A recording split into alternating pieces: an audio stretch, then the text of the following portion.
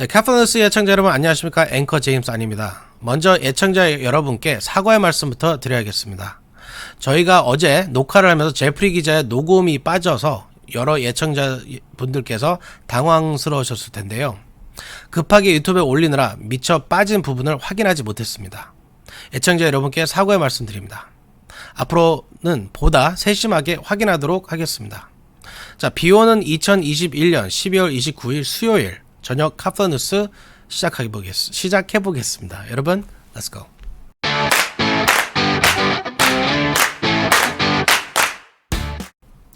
네, 오늘의 첫 소식입니다. 참 곤혹스럽고 안타까운 소식입니다. 어제 제가 지난 18일 체스워스 지역에서 발생한 음주운전 교통사고로 10대 남매가 사망한 비극적인 소식을 전해드렸는데요. 설마 했는데 이 음주운전 사고의 가해 운전자가 한인 여성인 것으로 밝혀졌습니다. LA 경찰국에 따르면 지난 18일 오후 11시 30분경 체스워스 지역 오크데일 인근 라센 거리에서 숨진 남매가 탄 벤츠 차량에 출동한 차량은 20세 한인 여성 강정원 씨가 운전하던 볼kswagen 차량인 것으로 밝혀졌습니다. 당시 강정원 씨는 음주 상태에서 자신의 볼kswagen 차량을 과속으로 운전하다가 이 남매가 타고 있었던 벤츠 차량을 들이받은 것으로 드러났습니다. 이 사고로 차에 타고 있던 부모는 크게 다치지 않았지만 14세의 남동생 아르지트 체투팔리가 사망했고 16세 누나 약샤티 체투팔리는 내사 판정을 받았다가 지난 25일 크리스마스 날 숨졌습니다. 음주 상태에서 과속으로 운전하다가 사고를 낸 한인 운전자 강정원 씨는 살인죄로 구금됐으며 200만 달러의 보석금이 책정됐다고 합니다. 제가 어제 10여 년 전 제가 알던 후배가 음주운전 사고로 12년형을 복역하고 석방됐다는 소식까지 전해드렸는데 이 비극의 가해자가 한인 여성인 것이 참으로 곤혹스럽고 안타깝습니다. 네, 이번엔 뉴욕 한인사회 소식인데요. 60대 흑인 남성이 한인 여성을 성폭행해 체포됐다는 소식입니다. 오늘 한국일보가 보도했습니다. 지난 22일 새벽 20대 한인 여성이 맨해튼 첼시의 한 건설공사장에서 60대 흑인 남성 데딜 펠퍼스로부터 폭행과 강간을 당했다고 합니다. 이 여성은 사건 발생 지역 인근의 식당 종업원으로 일하고 있는 것으로 알려졌습니다. 신장 6피트에 몸무게 210파운드에 달하는 거구인 펠퍼스는 한인 여성의 얼굴을 폭행하고 목을 팔로 감은 뒤 강제로 공사장으로 끌고 가 소리 지르면 가만두지 않겠다. 너의 아이를 갖고 싶다며 성폭행을 저질렀다고 합니다. 오 마이 굿네스. 펠퍼스는 1997년에도 강도 및 강간 미수 사건으로 체포돼 23년 중 21년을 복역하고 지난 9월 가석방된 상태였고 2급 성범죄자로 주정부에 등록돼 있었다고 합니다. 피해를 당한 한인 여성이 빨리 회복해서 정상적인 생활을 할 수 있게 되기를 기도합니다. 네, 여러분 한인타운 8가와 옥스포드에 있었던 아시마켓 기억하시죠? 이 아시마켓 자리에 대규모 아파트 단지가 건설되고 있는데요. 지나다 보신 분도 계시겠지만 이제 엄청난 규모의 외관이 드러나 내년 상반기에는 완공된다고 합니다. 여기에는 한인 최대 쇼핑몰도 들어선다고 합니다. 제프리 기자가 보도합니다. 한인타운 옛 아시마켓 자리에 신축 중인 대규모 아파트가 내년 완공을 앞두고 있습니다. LA 한인타운의 외관을 바꿀 초대형 프로젝트로 한인들의 큰 관심을 받고 있는 이 아파트는 구 아시마켓 부지에 신축 중입니다. 이 대형 주상복합단지의 외관 공사가 본격적으로 진행되면서 거대한 모습을 드러냈습니다. 오늘 한국일보의 보도에 따르면 한인타운 8가와 옥스포드 애비뉴에 위치한 2.2에이커 규모의 구 아시마켓 부지를 소유하고 있는 부동산 투자사 레스코어와 켈코스코 개발은 라이즈 코리아타운으로 명명된 이 프로젝트를 내년 상반기까지 완공한다는 계획입니다. 이 부지에는 지하 3층, 지상 7층, 102피트 높이의 건물이 신축되며 총 364개의 아파트 유닛이 들어섭니다. 1층에는 52,619 스퀘어핏 규모의 대규모 상가로 조성되며 시온마켓이 내년 하반기 테넌트로 입주할 예정입니다. 또한 공사비는 약 1억 5천만 달러가 투입됩니다. 이 아파트 단지에 들어서는 상가는 한인타운 내 다른 주상복합 단지에 비해 훨씬 큰 규모로 사실상 새로운 쇼핑몰이 하나 탄생하게 되는 것이어서 관심을 모으고 있습니다. 또 이 프로젝트가 완공되면 LA 한인타운에서 유닛수 기준으로는 최대 규모의 아파트 중 하나가 될 것으로 보입니다. 지금까지 카플라 뉴스 제플리였습니다. 네, 크리스마스 연휴가 크리스마스 연휴 동안 크리스마스 연휴 동안 발생해 저희가 보도를 해드리지 못했는데요. 지난주 노스 할리우드에 있는 벌링턴 의료 매장에서 총격 사건이 있었습니다. 강도 때문이었는데 이때 옷을 사러 갔던 14세 소녀가 경찰이 쏜 총에 맞아 숨지는 안타까운 사건이 있었습니다. 피터장 기자가 보도합니다. 지난 23일 노스 할리우드 벌링턴 의류 매장에 강도가 침입한 사건으로 옷을 사러 왔던 14살 소녀가 경찰총에 맞아 숨진 사건이 있었습니다. 당시 이 소녀는 의류 매장에서 옷을 입어보고 있던 중이었는데 경찰이 강도를 향해 쏜 총에 맞아 어이없게 숨진 것입니다. 어이없고 억울하게 숨진 이 소녀의 안타까운 스토리가 알려지고 있는데 CNN에 따르면 이 소녀는 오레아나 페랄타로 겨우 6개월 전에 페루에서 미국으로 갓 이미 왔던 것으로 알려졌습니다. 당시 딸과 매장에서 크리스마스에 입을 옷을 쇼핑하던 페랄타의 어머니는 총소리와 비명소리를 듣고 몸을 숨긴 채 서로를 붙잡고 기도하고 있었는데 딸은 총을 맞고 바닥에 쓰러졌고 내 품에서 숨을 거뒀다고 말했습니다. 페랄타는 미국에 온 지 얼마 안 됐지만 새 학교에서 우수한 학생으로 적응하고 있었다고 합니다. 페랄타의 아버지는 딸에게 여기를 떠나자고 했더니 세계에서 가장 안전한 나라, 기회의 나라라고 하면서 오히려 날 말렸다며 이제 내 딸은 이 나라의 손에 죽었다고 말했습니다. 페랄타 삼촌은 손에 아메리칸 주림이 빼앗겼다며 세계 최고여야 할 경찰서에서 조카를 쐈다고 비판했습니다. 이번 사건과 관련해 경찰이 총기 사용에 신중지 못했다는 지적도 있습니다. 당시 권총이 아닌 샷건으로 총격을 가해 결국 페랄타를 숨지게 한 경찰관은 2주간의 유급 휴가 상태로 알려졌습니다. 올해 LAPD 경찰관이 총격에 사망한 LA 주민은 18명으로 지난해보다 2배 더 많은 것으로 나타났습니다. 경찰이 경찰한 총격이 14세 소녀의 아메리칸 주림을 허망하게 무너뜨리고 말았습니다. 카플라 뉴스 피터장입니다. 네, 작년 플로이드 사태로 경찰 예산을 축소하라는 거센 요구로 LA 경찰도 예산이 많이 축소됐는데요. 결국은 많은 도시들이 다시 경찰 예산을 늘리고 있다고 합니다. 범죄가 급증하고 있기 때문입니다. 제리박 기자가 보도합니다. 지난해 LA 등 미 전국에서 벌어진 인종차별 항의 시위에 여파로 LAPD 등 미 주요 도시들이 경찰 예산을 대폭 삭감했습니다. 하지만 올해 들어 범죄가 급증하자 경찰 예산을 대폭 늘린 것으로 나타났습니다. 예산 삭감 후 살인, 성폭력, 강도 등 강력 범죄율이 치솟 났기 때문입니다. 경찰 예산을 삭감했던 다시 늘린 도시들은 LA, 뉴욕, 시카고, 포틀랜드, 미니애폴리스, 발티모어, 오클랜드 등입니다. 이들 도시는 지난해 경찰 예산을 끊어라 Defund the Police 주장에 힘이 실리자 경찰 예산을 대폭 줄였습니다. 지난해 뉴욕과 로스앤젤레스가 3억 1,700만 달러, 1억 5천만 달러를 삭감했고 다른 도시들도 수백에서 수천만 달러 강력을 줄였습니다.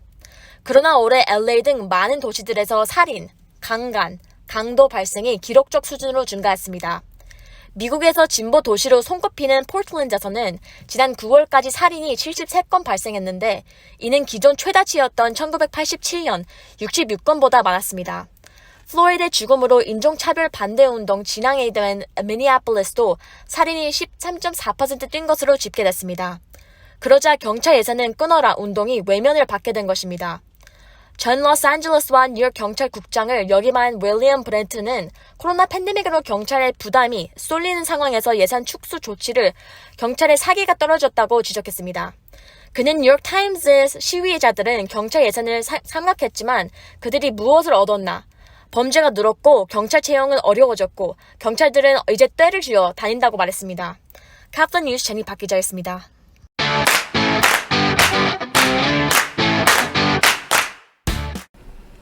네, 지금 LA에는 많은 비가 내리고 있는데요. 북가주에는 기록적인 폭설이 내렸습니다. 가뭄이 완전히 해결되려면 눈이 더 와야 된다고 합니다. 제프리 기자가 보도합니다. 극심한 가뭄과 대형 산불에 시달리던 캘리포니아에 이번엔 기록적인 규모의 폭설이 내렸습니다.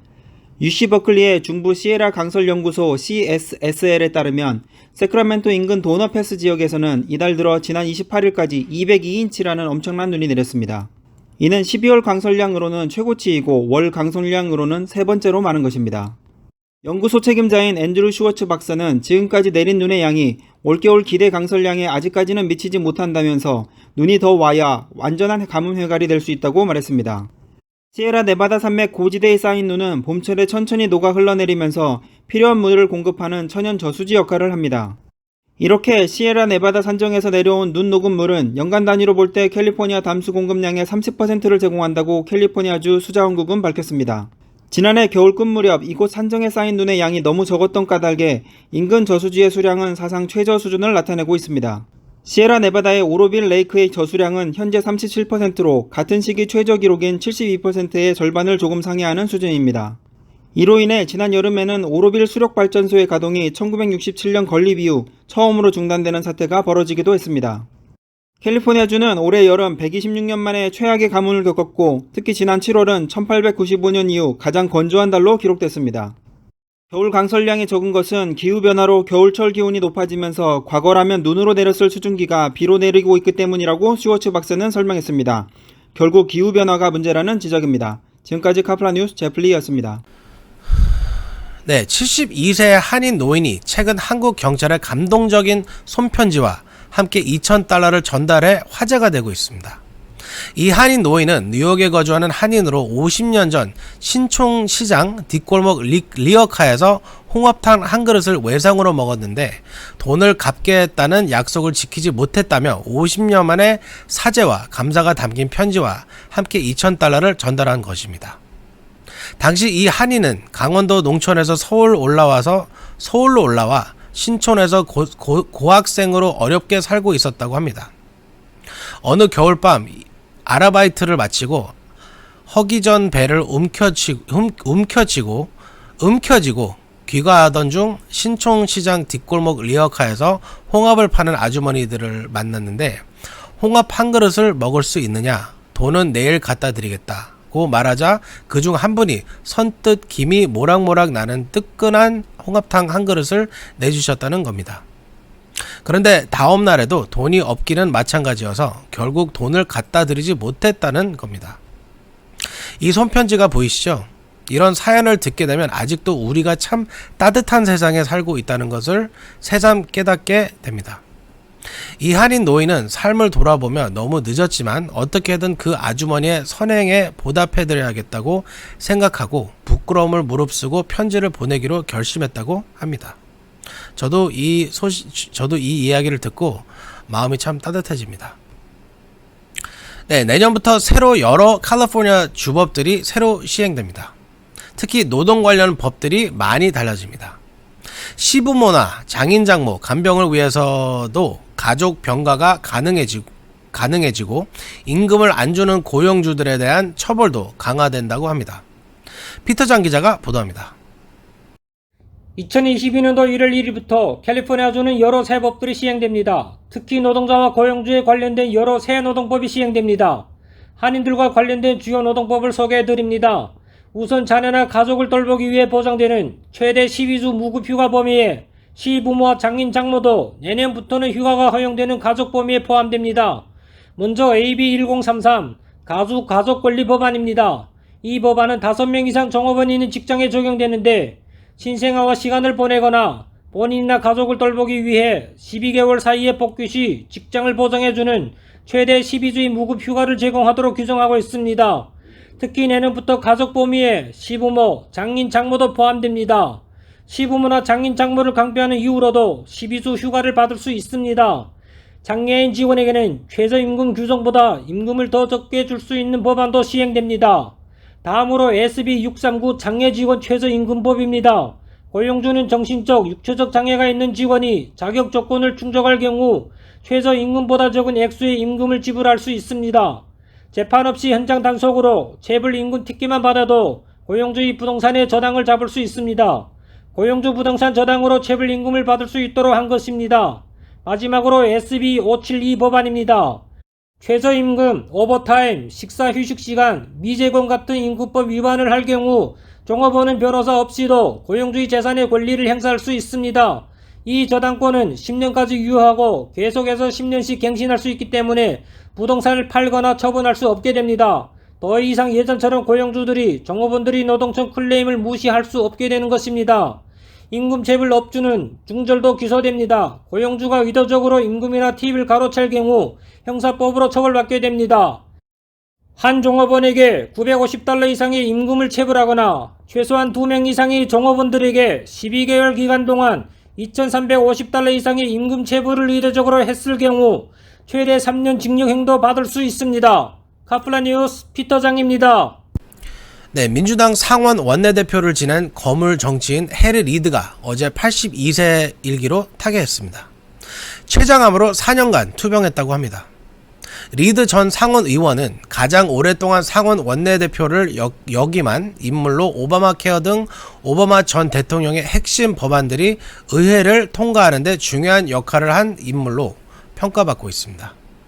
또 이민 개혁 법안 추진에 열의를 모여 이민자들에게도 친숙한 정치인입니다.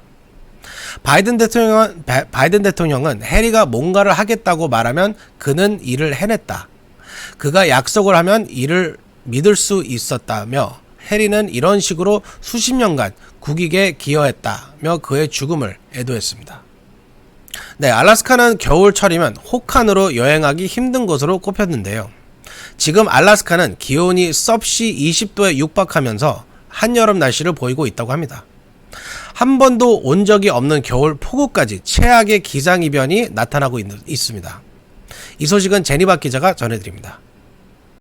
12월 알래스카 기온이 섭씨 19.4도까지 올라가면서 이례적으로 겨울 폭우가 내리는 등 역사상 최악의 이상 기후 현상이 나타나고 있습니다. 28일 가디언에 따르면 지난 26일 알래스카주 코디악 지역 기온은 19.4도를 기록하고 알래스카의 역사상 가장 따뜻한 12월로 기록했습니다. 이는 이전 기록인 1984년 12월 26일 7.2도를 10도 이상 웃돈 것입니다. 미국 해양대기청 NOAA는 알래스카 지역 온난화는 세계 평균보다는 2배는 더 빠른 속도로 진행되고 있다며 2014년 이후의 최고 기록은 경신한 휘소가 최초 기온보다는 5배에서 30배는 더 잦아졌다고 설명했습니다. 지난 주말 기온 상승 영향으로 알래스카주 페어뱅크스 지역에는 1937년 이래 가장 심한 폭우가 내렸습니다. 존 윌셔 알래스카 대학 대기과학과 교수는 알래스카에서 12월에 비가 내리는 것은 거의 전례가 없다고 지적했습니다. 릭 톰은 알래스카 기후평가 및 정책센터 ACCAP 과학자도 지난 20년 동안 알래스카 한겨울 날씨가 전보다 따뜻하고 습해졌으며 이에 따라 강수량이 급격히 증가했다고 설명했습니다. 그는 지난 26일 아침 최저 기온은 여름 아침 온도보다는 높았다며 터무니없는 온도라고 놀라웠습니다. 세계기상기구 WMO는 지난해 시베리아 상공에서 기록된 영상 38도의 온도를 북극 권사상 최초 기록 소출 공식을 인정했습니다. 카플란 뉴스 제니박 기자였습니다. 네, 방금 들어온 소식이 있어서 전해드립니다. 한국 정부가 해외 백신 접종자에 대한 격리 면제 중단을 4주간 연장한다고 오늘 발표했습니다. 당초 1월 6일까지였던 격리 면제 중단을 2월 3일까지 연장한 것입니다. 한국을 방문하시는 한인들도 접종 여부에 관계없이 격리 면제가 중단되면 10일간 격리를 의무적으로 해야 합니다. 한국 여행을 계획 중이신 분들은 참고하시기 바랍니다. 애청자 여러분, 오늘 전해드릴 소식은 여기까지입니다. 이제 2021년 한 해가 이틀 남았습니다. 한 해가 다 가기 전에 해야 할 일들 마무리 잘 하시고 주위에 감사해야 할 사람들 또는 미안하다고 사과해야 할 사람들이 있다면 미루지 마시고 주저하지 마시고 감사하시고 미안해 하십시오. 후회하지 않으실 겁니다.